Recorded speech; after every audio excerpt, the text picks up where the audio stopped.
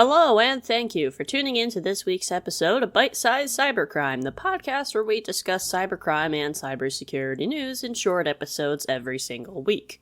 This week, we will be discussing an ongoing incident with a major health insurance and services company, United Health Group, and more specifically, Change Healthcare. Change Healthcare operates as a clearinghouse for medical insurance claims, which means a lot of insurance claims go through them for validation. This all started on February 21st, 2024, when they disconnected over 100 systems and were unable to process these claims. This has unfortunately resulted in many billing issues in the medical world, and has even affected the ability for some people to get their prescriptions, or for hospitals to bill patients for their services. The American Hospital Association also recommended that all healthcare organizations relying on Change Healthcare disconnect their systems just in case the attackers would be able to access their network through the existing compromise of Change Healthcare. This has been pretty difficult on medical providers. Some small practices are not even getting paid since there simply isn't any cash flowing in. And Jefferson Hills Healthcare and Rehabilitation in Pennsylvania even closed their doors permanently, partially due to the attack, being unable to make payroll on top of already incurring some regulatory fines. Thankfully, patients of Jefferson Hills were transferred to other facilities, but there's other stories of small clinics suffering greatly due to not having any cash flow. So, who were these attackers anyways? Like in many cases that cause massive outages, it was a ransomware group. This time it was Black Cat, also known as ALPHV. ALPHV claims that a whopping 6 terabytes of data was stolen from United Healthcare, although this claim hasn't been verified and likely won't for reasons we'll discuss soon. On March 4th, Wired magazine suggested that United Healthcare likely paid a $22 million ransom to the ransomware gang. In the article, they mentioned that a Bitcoin address belonging to ALPHV received that much money in a single transaction.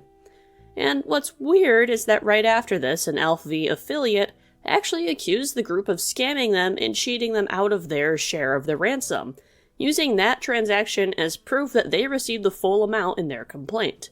So, who did this victim affiliate of ALPHV claim to have extorted that money from? You probably guessed it, Change Healthcare. Scamming your affiliates that do all the legwork in actually hacking companies seems like a bad model for a ransomware organization, especially after many affiliates have begun to lose trust in previously well-respected groups like Lockbit. But we'll get to what's probably going on in a second. When asked if Change Healthcare actually paid the ransom, Dirk McMahon, the COO, Chief Operating Officer, declined to comment on whether or not they did. If they did pay, though, that is a pretty big payday for the ransomware group and a pretty bad precedent for other healthcare organizations, which are already considered major targets for ransomware groups. But of course, it gets stranger. It seems that ALPHV actually took down their own servers willingly after claims came out that they scammed this affiliate. On March 4th, Bleeping Computer confirmed that their negotiation sites were down, and the link blog had already been down from the previous Friday. However, it seems that ALPHV was actually preparing for an FBI shutdown, as the next day, Tuesday, March 5th, 2024, ALPHV's public site displayed a banner claiming that it had been seized by the FBI, National Crime Agency, and other international law enforcement groups. However, it would be kind of strange if they just knew there was an FBI takedown coming and didn't actually do anything about it. And that's because there wasn't an FBI takedown. The UK National Crime Agency denied any involvement with the takedown, while the FBI made no comment at all. It seems like ALPHV, for whatever reason, have either opted to retire or go on a hiatus, and possibly reband in the future, and decided to fake a law enforcement takedown as part of their exit plan. This is known as a takedown scam.